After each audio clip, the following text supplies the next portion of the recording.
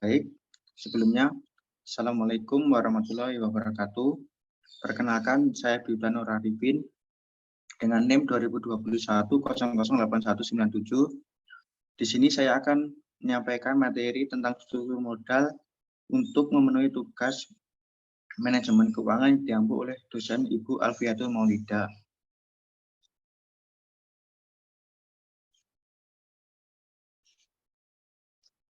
Baik, sini akan mengenai apa sih pengertian dari struktur modal. Pengertian struktur modal menurut Brigham dan 2008, struktur modal mengacu pada campuran perusahaan dari hutang dan ekuitas. Ya, struktur modal merupakan perbandingan antara hutang jangka panjang dengan modal sendiri yang digunakan dalam sebuah perusahaan.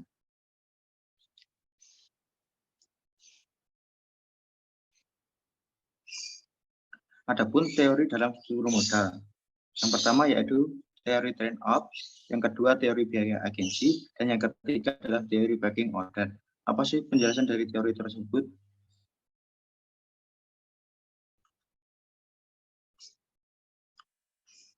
Yang pertama yaitu teori trade-off. Teori trade-off adalah dengan memasukkan ketidaksempurnaan pasar, perusahaan tampaknya mendapatkan rasio hutang ekuitas yang optimal dan memaksimalkan nilai dengan memperdagangkan keuntungan utang dengan kerugiannya. Jadi perusahaan akan menetapkan rasio utang target secara bertahap dalam sebuah perusahaan. Jadi akan menggunakan tahap-tahap dalam sebuah target untuk mencapai dalam sebuah perusahaan yang diinginkan.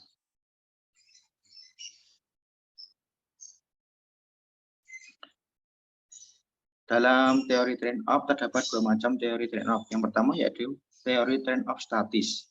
Yang kedua adalah teori trade-off dinamis. Teori trade-off statis adalah struktur modal yang optimal mengasumsikan bahwa perusahaan menyimpan nilai sekarang marginal dari perlindungan pajak bunga terhadap biaya kesulitan. Yang kedua adalah teori trade-off dinamis. Teori trade-off dinamis adalah teori mengeluarkan dan membeli kembali utang itu mahal untuk mencapai maksimalisasi nilai perusahaan. Jadi perusahaan yang rasio leverage-nya tidak persis seperti yang ditargetkan akan menyesuaikan struktur modal mereka ketika manfaat.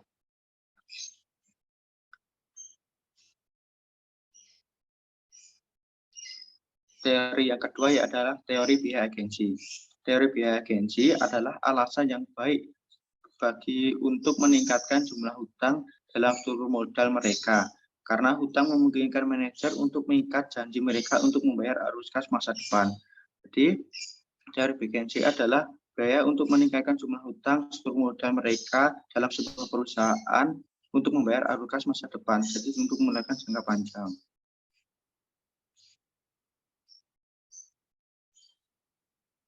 Yang ketiga yaitu teori pecking order. Apa sih teori pecking order?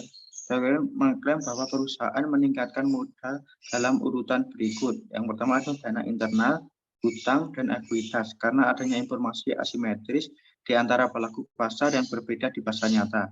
Tidak seperti asumsi teori MM bahwa semua informasi ditransmisikan ke semua investor pada saat yang sama dan akurat.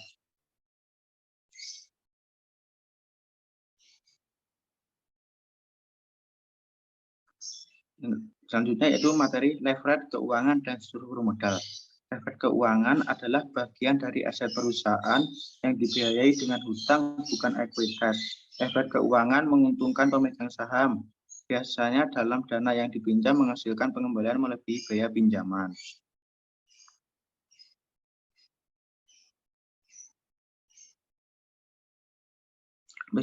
Selanjutnya yaitu profitabilitas pendapatan yang melebihi tinggi. Profitabilitas adalah pendapatan yang lebih tinggi dan biaya kesulitan keuangan yang lebih rendah. Jadi probabilitas dan level berada dalam hubungan positif di bawah teori trade-off atau dari perspektif backing order. Perusahaan yang lebih menguntungkan memiliki lebih banyak laba ditahan. Jadi probabilitas adalah sebuah keuntungan pendapat yang lebih tinggi dalam sebuah perusahaan. Probabilitas dan leverage berada dalam hubungan yang positif sehingga untuk menguntungkan memiliki lebih banyak laba yang ditahan dalam sebuah perusahaan tersebut. Sekian presentasi dari saya. Wassalamualaikum warahmatullahi wabarakatuh.